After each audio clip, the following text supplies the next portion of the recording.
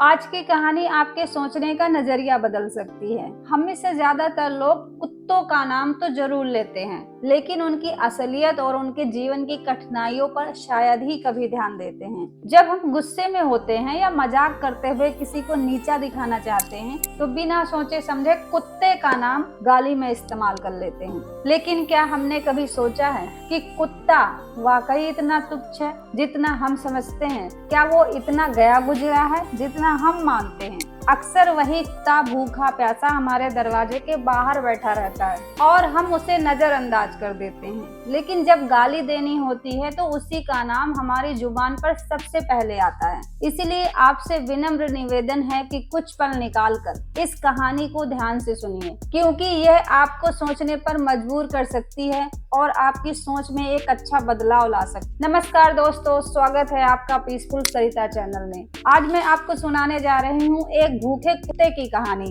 एक नगर में रामू नाम का व्यक्ति रहता था। एक दिन वो रामू एक महात्मा के आश्रम पहुंचा। वहां उसने देखा कि महात्मा कुछ लोगों को उपदेश दे रहे थे। रामू ने प्रणाम किया और कहा, गुरुदेव, मेरे मन में एक प्रश्न है। महात्मा ने मुस्कुरा कर कहा, बेटा संकोच मत करो, जो पूछना है खुलकर पूछो। गुरुदेव, मैं जानना चाहता हूँ कि कुत्ते को रोटी खिलाने के क्या लाभ होते हैं। बेटा, अगर लोग इसके फायदे जान ले तो उनका जीवन सुख और शांति से भर जाएगा। कुत्ते को रोटी खिलाने के कुल 8 बड़े लाभ होते हैं और जो इन्हें समझ लेता है वो कभी दुखी नहीं होता। महात्मा बोले, बेटा एक कहानी सुनो। एक समय की बात है, एक भूखा प्यासा कुत्ता गांव के हर दरवाजे पर गया, लेकिन किसी ने उसे रोटी का एक टुकड़ा तक नहीं दिया। वह लाचार होकर इधर उधर भटक रहा था। एक दिन वो गांव के बाहर आश्रम में पहुंचा और वहां मुनिवर से बोला, हे मुनिवर, मैं बहुत भूखा हूँ, कृपया मुझे रोटी का एक टुकड़ा दे दीजिए।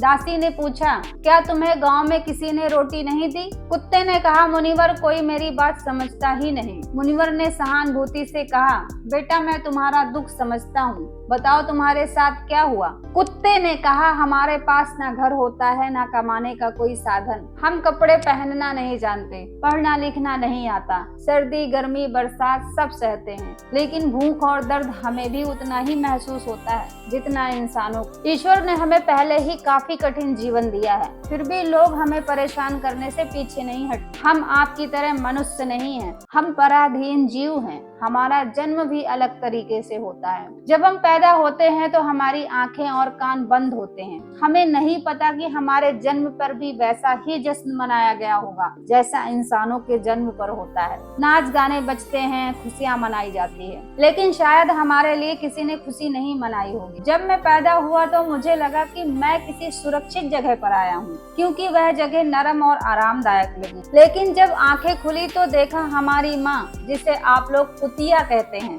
हमें अपनी छाती से लगाकर पुराने कपड़ों के ढेर पर लेटी थी। हम 5 भाई थे, 4 लाल और भूरे रंग के थे और मैं अकेला काले रंग का था। सबसे छोटा और कमजोर भी मैं ही था। हमारी माँ को भी अपना भोजन ढूंढने जाना पड़ता था ताकि हमें दूध पिला सके। एक माँ होने के नाते वो सबका ख्याल रखती थी।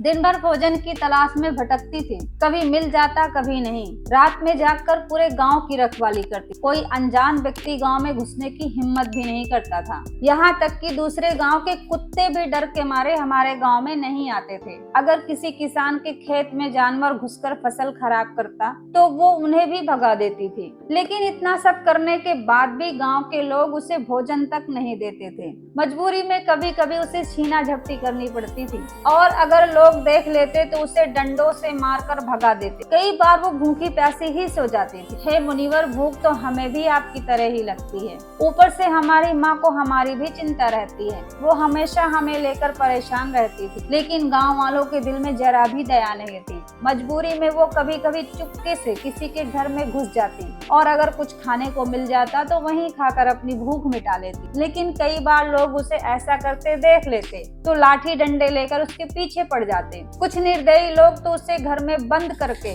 बेरहमी से पीटते भी थे। हे मुनिवर, हमारी माँ ने किसी का क्या बिगाड़ा था? उसने केवल केवल भूख मिटाने के लिए खाना उठाया था। चोरी करने का उसे कोई शौक नहीं था, लेकिन पापी पेट हमें ये सब करने को मजबूर कर देता है। एक दिन की बात है, बहुत तेज बारिश हो रही थी, ओले गिर रहे थे और ठंडी हवाएं चल रही थी। उस कड़ाके की सर्दी में ठिठुर कर हमारे 3 भाई मर गए। उस दिन हमारी माँ बहुत रोई, लेकिन इंसानों ने हमारी पीड़ा को नहीं समझा, क्योंकि उनके अपने बच्चे थोड़ी ही मरे थे। हे मुनिवर, अब हम केवल 2 भाई बचे थे। हमारी माँ हम दोनों का और भी ज्यादा ख्याल रखने लगी। एक दिन उसी गांव में एक सेठ जी के घर दावत थी। वहाँ तरह तरह के व्यंजन और मिठाइयाँ बन रही थी। बहुत से मेहमान आए हुए थे। हमारी माँ खाने की तलाश में बार बार वहाँ जाती, लेकिन हर बार लोग उसे डांट कर भगा देते। किसी को उस पर इतना भी तरस नहीं आया कि उसे एक रोटी दे दें। आखिर एक रोटी देने से उनका क्या बिगड़ जाता। मेरी माँ दूर खड़ी होकर बार बार देखती रहती। जब दावत शुरू हुई और भोजन परोसा जाने लगा तो वो भी वहाँ जाकर पूंछ हिलाने लगी। तभी भोजन परोसने वाला आदमी किसी काम से अंदर चला गया।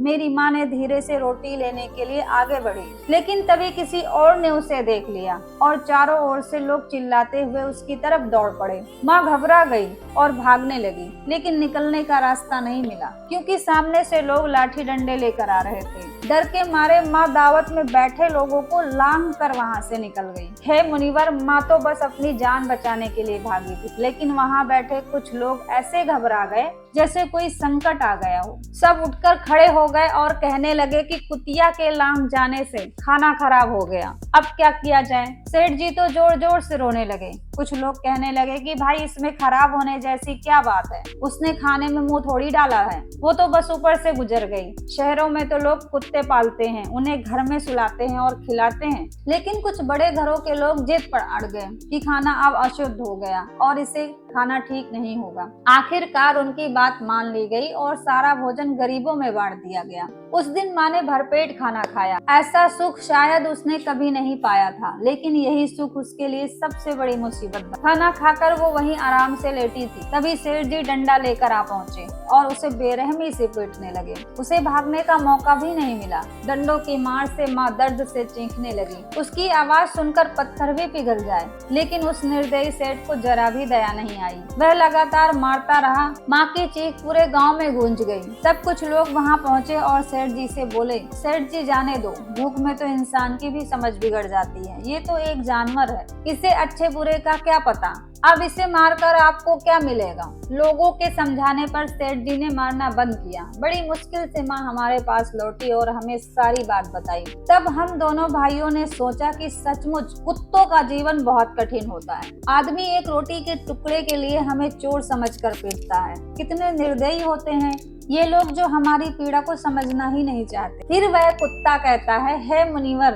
एक दिन की बात है, उसी गांव के बाहर एक ब्राह्मण ठहरा हुआ था। उसने अपने भोजन के लिए एक जगह चूल्हा बनाया और उस पर दाल चढ़ा दी, फिर आटा गूंद कर रख दिया और पानी लेने के लिए कुएं पर चला गया। उधर मेरी माँ घूमते घूमते वहाँ पहुँच गई। उसने आटा देखा और सोचा कि शायद इसका कोई मालिक नहीं है। यही सोचकर उसने आटा खाना शुरू कर दिया। उधर ब्राह्मण ने कुएं से देखा कि उसका आटा एक कुतिया खा रही है। यह देखकर वो दुखी होकर रोने लगा, क्योंकि वो भी 2 दिनों से भूखा और थका हुआ था। तभी कुछ लोग वहां आकर बोले, अरे ब्राह्मण देवता, इस कुतिया ने आपका भी आटा खराब कर दिया। कल इसने सेठ जी की रसोई भी खराब कर दी थी। ब्राह्मण उदास होकर बोला, मुझे क्या पता था कि ये कुतिया मेरे आटे के पीछे पड़ी है। फिर उसने लाठी उठाई और मेरी माँ पर टूट पड़ा। माँ ठीक से आटा भी नहीं खा पाई थी कि लाठियों की मार बरस पड़ी। कई महीनों तक वो लंगड़ाती हुई घूमती रही। तब हमें समझ में आया कि इंसान कितना स्वार्थी है। हम उनके लिए कितनी मेहनत करते हैं, फिर भी वे हमारी तकलीफ नहीं समझते। आगे वह कुत्ता कहता है कि हे मुनिवर, हमारी सबसे बड़ी गलती यही है कि हम उन्हीं मतलबी इंसानों के अधीन रहना चाहते हैं जो हमें दुख देते हैं, जबकि हमें प्यार और सहानुभूति देने वाले लोग भी होते हैं, लेकिन हम ये कभी नहीं समझ पाते। कुत्ते न केवल हमारे घर की रक्षा करते हैं, बल्कि हमारे जीवन में कई अच्छे और सकारात्मक प्रभाव भी लाते हैं, जिनके बारे में बहुत कम लोग जानते हैं। महात्मा ने कहा कि यदि मनुष्य कुत्ते को रोटी खिलाने के महत्व को समझ ले, तो वह जीवन के कई संकटों से बच सकता है। आज मैं आपको कुत्ते को रोटी खिलाने के 8 ऐसे फायदे बताऊंगा, जिन्हें सुन सुनकर आप हैरान रह जाएंगे। पुरानी परंपरा के अनुसार जब घर में रोटियां बनती हैं तो पहली रोटी गाय के लिए और आखिरी रोटी कुत्ते के लिए रखी जानी चाहिए। महात्मा का कहना था कि ये नियम भगवान ने बनाए थे, लेकिन आजकल लोग इन्हें भूल चुके हैं और इसका नकारात्मक असर उनके जीवन पे पड़ता है। पहला फायदा, कुत्ते को रोटी खिलाने से घर के ग्रह दोष कम हो जाते हैं। महात्मा के अनुसार यदि शनि की महादशा चल रही हो तो कुत्ते को रोटी खिलाने से शनि का असर कम होता है और परेशानियां घट जाती। दूसरा फायदा, कुत्ते को रोटी देने से किस्मत चमकती है और घर में नकारात्मक ऊर्जा समाप्त होती है। तीसरा फायदा, ये माता लक्ष्मी की कृपा पाने का एक सरल उपाय है जिससे घर में कभी धन की कमी नहीं होती। चौथा फायदा, कुत्ते को रोटी देने से कर्ज से मुक्ति मिलती है और अगर आप पहले से कर्ज में हैं तो छुटकारा पाने में मदद मिलती है। पांचवा फायदा, जब आप कुत्ते को भोजन देते हैं तो व्यापार में प्रगति होती है। छठा फायदा, कुत्ते को रोटी खिलाने से आयु बढ़ती है और रुका हुआ धन वापस आता है। सातवां फायदा, ये आपके स्वास्थ्य को अच्छा रखता है, मानसिक स्थिति मजबूत होती है और आप ऊर्जावान रहते हैं। आठवां फायदा, भगवान सभी जीवों की चिंता करते हैं, इसलिए जब आप कुत्ते को रोटी खिलाते हैं तो भगवान प्रसन्न होकर आपके परिवार को सुखी और सुरक्षित रखते हैं। महात्मा ने यह भी बताया कि जब कुत्ता रोता है तो इसे अपशकुन माना जाता है, ये किसी संकट या अनहोनी का संकेत होता है, इसलिए कुत्ते को कभी दुखी नहीं करना चाहिए। तो दोस्तों, आपको ये जानकारी कैसी लगी कमेंट में जरूर लिखें और अगर ये जानकारी अच्छी लगी हो तो पीसफुल सरिता चैनल को जरूर सब्सक्राइब करें। जय श्री कृष्णा, राधे राधे।